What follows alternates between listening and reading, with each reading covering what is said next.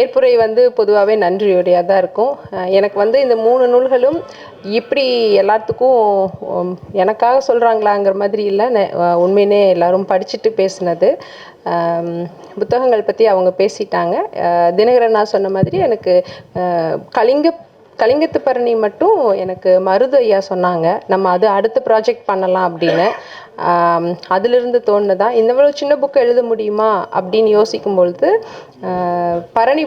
பரணி பாடலாம் அப்படின்னு சொல்லிட்டு ஈரோடு தமிழன்பன் ஐயா வந்து இதுவரை குட்டி புக்காக போட்டிருந்தாங்க. அது ரொம்ப அழகாக இருந்தது. அதிலிருந்து நமக்கு ஒரு நம்பிக்கை வந்துச்சு, சரி நம்மளும் இந்த மாதிரி சின்ன புத்தகம் பண்ணலாம் அப்படின்னு சொல்லிட்டு. அதனால் அந்த நூல் வந்து ஐயாவை கூப்பிட்டு வந்து வெளியிடணும்னு நினச்சது. ஐயா இப்போ இல்லை, அதனால் ஐயாவுக்கு அந்த நூல் சமர்ப்பணம் பண்ணியிருக்கிறேன். அது சூர்பனகைகளுக்கு சுபு ஐயா சொன்னாங்க. இதுலேருந்து எல்லாருமே வந்து எனக்கு ரொம்ப பிடிச்சவங்க. இதில் சுப்பு ஐயா வந்து பெண்ணியன் அடிமையானால் படித்தா பெரியார் வந்து எல்லாத்துக்கும் ஒரு பெரிய ஹீரோவாக தெரிவார். அதே மாதிரி தான் பாரதிதாசன் பற்றி எத்திராஜ் காலேஜில் வந்து பெண்களுக்காக ஒரு பேச்சு ஒரு மணி நேரம் நினைக்கிறேன்.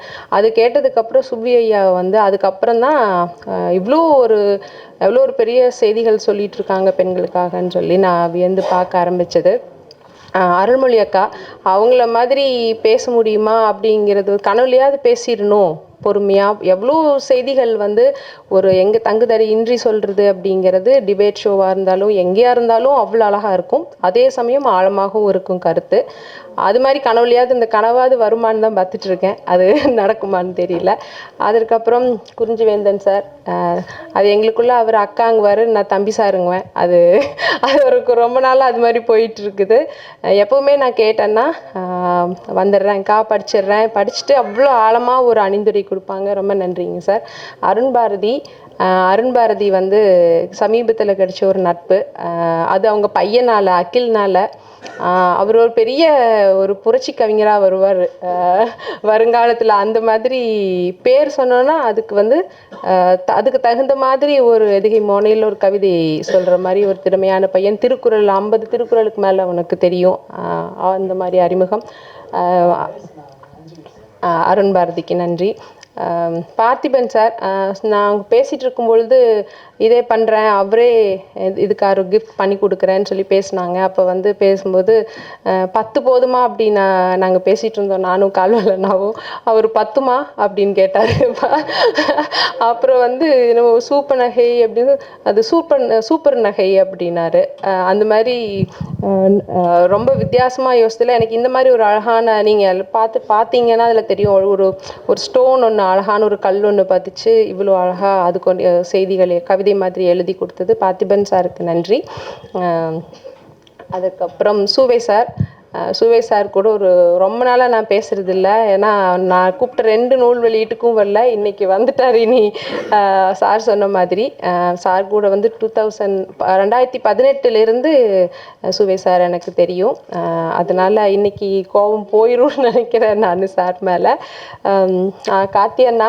காத்தியனாக்கு நான் நன்றி சொல்லணும் அப்படிங்கிறதே கிடையாது. ஏன்னா அண்ணன் எனக்கு வந்து அண்ணன் தம்பிங்களால் தான் வந்து அமெரிக்காவில் வந்து சார் சொன்ன மாதிரி அமெரிக்காவில் கால்வலனாவை அண்ணன் கூப்பிட்றவங்க எல்லோரும் என்னை அக்கான்னு கூப்பிடுவாங்க.